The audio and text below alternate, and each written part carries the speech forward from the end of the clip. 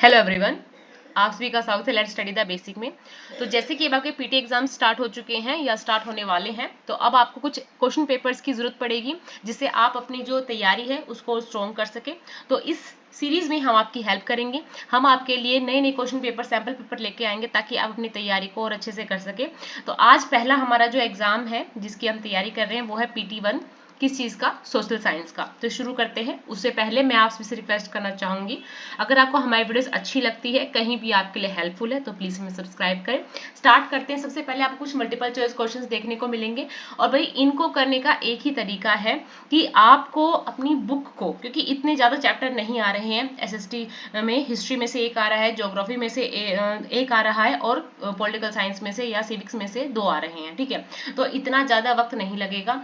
आप जल्दी से किसी भी लेसन को शाम को, सुबह के टाइम आप रीड कर सकते हो। ठीक है, रीडिंग भी अच्छी होगी और मल्टीपल चॉइस क्वेश्चंस भी तैयार हो जाएंगे। A place where documents and manuscripts are stored as record for knowledge is called an. कि ऐसी जगह जहां पे डॉक्यूमेंट्स को, मैन्युस्क्रिप्ट्स को स्टोर किया जाता है एज अ रिकॉर्ड, उसे क्या कहा जाता है? उसको कहा जाता है आर्काइव्स। ठीक है, archives, libraries. The domain of water is refer to as. जो वाटर की डोमेन्स हैं उसको किस चीज से रेफर किया जाता है? तो उसे कहते हैं हाइड्रोस्फीयर। ओके, लिथोस्फीयर जिसमें माउंटेन सब कुछ आ जाएगा। ठीक है, biosphere is a narrow zone जहाँ पे लैंड, एयर, वाटर सब कुछ है, उसको बायोस्फीयर कहते हैं। हम लिविंग ऑर्गेनिजम्स भी जिसमें प्रेजेंट है वो है biosphere. African American are discriminated against in. आपने रोजा पार्क वाला किस्सा सुना, तो आपने देखा होगा कि African American are discriminated against in USA में उनके साथ भेदभाव होता था। PHC stand for, so PHC stand for primary healthcare center, primary healthcare center. There was no printing press earlier, so the writers copied manuscript by। कि पहले कोई printing press नहीं थी, जैसे आज हम जगह फोटोस्टेट करा लेते हैं, प्रिंटिंग प्रेस है, पहले ऐसा कुछ भी नहीं था। तो जो लोग थे वो हैंड से ही लिखते थे और जो हैंड से लिखते उनको स्क्राइब्स बोला जाता था। ठीक है, scribes. Okay, dash must learn to live and use their environment in a harmonious way. कि हम इंसानों को रहना सीखना होगा और अपने एनवायरमेंट को अपने हार्मनीज के हिसाब से यूज करना भी सीखना हो, कि हम ऐसे यूज करें कि दूसरों को क्या हो, दिक्कत ना हो, जो और भी रह रहे हैं उनको दिक्कत ना हो, ह्यूमंस। डैश इज अ की फीचर ऑफ डेमोक्रेसी। तो जो डेमोक्रेसी की फीचर क्या है? Equality. A disease that attacks a large number of people in an area at the same time is called an।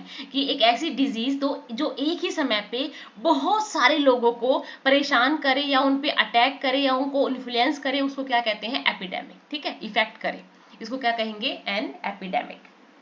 अब कुछ वेरी शॉर्ट क्वेश्चन आंसर्स हैं।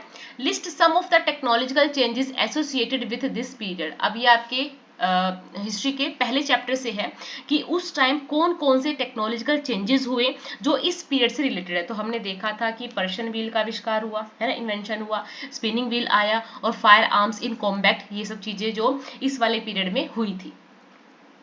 What is an ecosystem? ये important question है, please इसको ध्यान रखिएगा। So the system formed by the interaction of all living organisms with each other। कि जो एक सिस्टम जहाँ पे सारे लिविंग ऑर्गेनिजम्स आपस में इंटरेक्शन कर रहे हैं, फिजिकली भी और केमिकली भी, factor of environment in which they live and all linked by the transfer of energy and material is called an ecosystem। कि जो भी हम ऐसे रह रहे हैं, जो भी ट्रांसफर ऑफ एनर्जी है, मटेरियल है, वो सब क्या है? इकोसिस्टम है। इंपॉर्टेंट है, ध्यान रखिएगा। Which are the major component of the environment. अब यहाँ आपसे एनवायरमेंट के मेजर कॉम्पोनेंट्स पूछा है, तो प्लीज इस चीज में ध्यान रखिएगा कि कहीं आपसे एनवायरमेंट के मेजर कॉम्पोनेंट पूछे जाएंगे, कहीं एयर के पूछे जाएंगे, कहीं आपसे डोमेन पूछे जाएंगे। तो आप क्वेश्चन को ध्यान से पढ़िएगा। यहाँ पूछा गया है major component of the environment, जिसमें आप लिखेंगे मैन मेड, नेचुरल, ठीक है, और ह्यूमंस। क्यों ह्यूमंस का individual, family, community, religion, education, economy पूरा लिखिएगा। The major component of the environments are natural like land, air, water, living things, and man made like buildings, park, bridge, road, industries, monuments etcetera. And humans का भाई individual, एक व्यक्तित्व हो गया, उसकी family हो गई, कम्युनिटी हो गई, उसका रिलीजन हो गया, उसका एजुकेशनल, इकोनॉमिक्स हो गया। ये सब किस में आते हैं? एनवायरमेंट के कंपोनेंट में आते हैं। What is biosphere? So biosphere is a narrow zone of earth where land, water, air interact with each other to support life, कि सब चीज आपस में मिलके लाइफ को सपोर्ट कर रही है. Thus plant and animal kingdom together make biosphere a living world.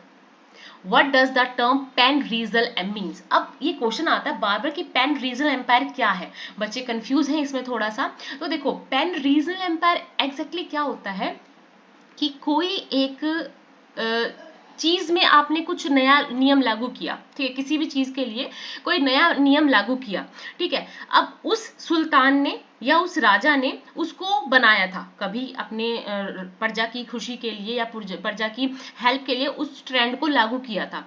आगे भी जो शासक आए उनको ये अच्छा लगा कि भाई इसको चेंज नहीं करते हैं, चाहे वो राजा बेकार था जिसने ये चालू किया, पर उसने ये अच्छा कर रखा है, एडमिनिस्ट्रेशन का जो हिसाब है वो इससे अच्छा चल रहा है, तो अब वो राजा भी उस ट्रेंड को फॉलो कर रहा है. तो इसी को कहते हैं पैन रीजनल एम्पायर, कि ऐसे बहुत से मुगलों ने बहुत सारे एडमिनिस्ट्रेटिव चेंजेस किए थे जिनको आगे और राजा जो आए उन्होंने भी उनको ऐसे ही फॉलो किया. So pan regional rules apply to the trend of extending the empire to the region beyond one's own state. The Mughal Empire is one of the best example pan regional empire, कि अपना जो reason है उसको extend करना, ठीक है, extend करना, कोई नीतियों को लागू करना, तो इसको क्या कहते हैं पैन रीजनल एम्पायर. अब आता है व्हाट आर पेट्रोन्स, कि पेट्रोन्स क्या है. So patrons an influential wealthy individual who support another person, an artist, a craft person, a learned man or a noble. कि जो पेट्रोन्स है वो कोई भी हो सकते हैं, वो ऐसे इन्फ्लुएंस या वेल्दी इंसान होते हैं, इंडिविजुअल होते हैं जो दूसरे लोगों को सपोर्ट करते हैं, चाहे वो नोबल्स हो, आर्टिस्ट हो, क्राफ्ट पर्सन हो, उनको हेल्प करते हैं. Who was considered a foreigner in the past, कि हम फॉरनर पास्ट में किसको बोलते थे. So in the past any stranger or a new person who didn't belong to a village or someone who was not a part of that society or culture was considered a foreigner. आज हम विदेशियों को foreigner बोलते हैं, but पहले time में क्या था कि अगर आप इस गांव के नहीं हो, हम आपको नहीं जानते, आप इस सोसाइटी से रिलेटेड नहीं हो, आप इस कल्चर को नहीं जानते, तो आप क्या हो, एक फॉरनर हो, आप एक विदेशी हो, ठीक है.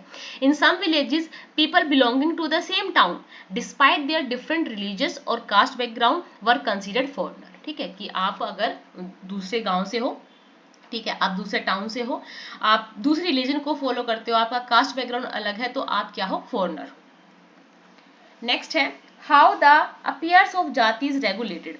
अब जो जातीज थी वो कैसे अपने जो अफेयर्स हैं उनको रेगुलेट करती थी. So how the jatis regulate there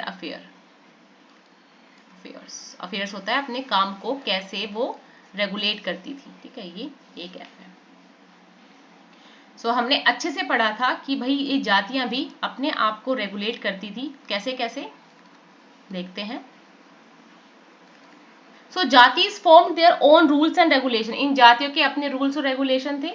there was an assembly of elder called jati panchayat. उनकी एक असेंबली होती थी जिसमें एल्डर्स होते थे जिनको हम जाति पंचायत बोलते हैं. It enforced the rules and regulation. अब ये जो जाति पंचायत थी ये ही सारे रूल और रेगुलेशंस को एनफोर्स करती थी. Jatis were also directed to follow the rules of the village. और जाति को कुछ गाँव के जो रूल्स थे वो भी फॉलो करने होते थे. And several villages were governed bye a chief. इनका एक सरदार होता था. तो आपको ऐसे पूरा लाइन वाइज लिखना है ताकि टीचर्स को भी चेक करने में आसानी हो और आपको भी समझ में आए कि आपने क्या लिखा है. What is the civil rights movement. जो सिविल राइट मूवमेंट है वो क्या है. So Rosa Parks was an African American woman. Tired from a long day at work, she refused to give up her seat on a bus to a white person. 1st December 1955. Her refusal that day started a huge agitation against the unequal way in which African Americans were treated and which came to be known as the Civil Rights Movement. पूरा लिखना है आपको. A movement took place in the USA in the late 1950s to push for equal rights for African Americans. This movement later came to be known as Civil Rights Movement. Next है what are the positive effect of mid day meal. Mid day meal के positive effects क्या हुए. So the mid day meal programs has many positive effects like these induce the fact that more poor children have begun attending school. कि बच्चे school आने लग गए. Teachers reported that earlier children would often go home for lunch and then not return to school, but now with the mid day meal belong being provided in school their attendance has improve, क्योंकि धीरे धीरे उनकी जो attendance है वो improve होने लग गई। Their mothers whose work were interrupted to feed their children at home during the day now no longer need to do so, कि जो उनकी माताएं थी अपना काम छोड़ के अपने बच्चों को खाना देने जाती थी, अब उनको ऐसा करने की जरूरत नहीं थी। तो आप इन सबको लाइंस में लिखोगे कि इससे अटेंडेंस शुरू हो गई।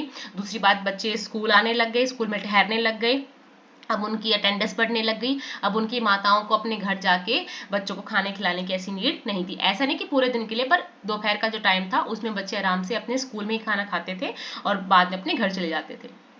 हाउ आर्टिकल्स 15 एड्रेस इक्वालिटी, अब आपको इक्वालिटी के बारे में बताना है। So the article 15 forbids the state to discriminate on the ground like caste, sex, gender, religion, race, birth race etcetera, and it also say that no citizen should be made any restrictions, disability or liability to any similar group of region, caste, upbringing, gender, race, की अब जो 15 हमारा article है वो हमें कुछ equality देता है कि कास्ट से, क्रीड से, जेंडर से, सेक्स से किसी के साथ कोई भी डिस्क्रिमिनेशन नहीं करना है। There are two ways in which this article address inequality in our society. Article 15 grant everyone the use of public places like so park, places of entertainment, and it goes the same for the public utility like well, road, टैंकी, कोई भी किसी को इस्तेमाल कर सकता है। Article 15 is the foundation stone for reservation in the country, जो हमारा आर्टिकल 15 है वही रिजर्वेशन कंट्री की फाउंडेशन है। ठीक है, तो ये सब था, आज के लिए इतना रखते हैं। आई होप आपको ये जो क्वेश्चंस हैं आपकी जरूर मदद करेंगे। हम ऐसे लिए आपके लिए बहुत सारे ऐसे पेपर्स लेके आते रहेंगे। और अब यहाँ पे मैप के लिए है कुछ कि लाहौर, मालवा, अवध, दावागिरी, ये सब आपको फिल करना है इसमें। ठीक है, सो हफ्ते के से लाहौर ऊपर है, यहाँ ये लाहौर यहाँ इधर गलत है, लाहौर यहाँ पे है अब, क्योंकि आपके पुराने मैप में ऐसे ही दे रखा है। ठीक है, नेक्स्ट है मालवा, मालवा यहाँ पे भरेंगे। नेक्स्ट है दावागिरी, अवध, मिजोरम, ठीक है, जैसलमेर, केरला, आपको ये मैप भरने हैं। आज के लिए इतना ही रखते हैं। आई होप आपको हमारा पढ़ाया हुआ समझ में आ रहा है। Thank you and keep watching.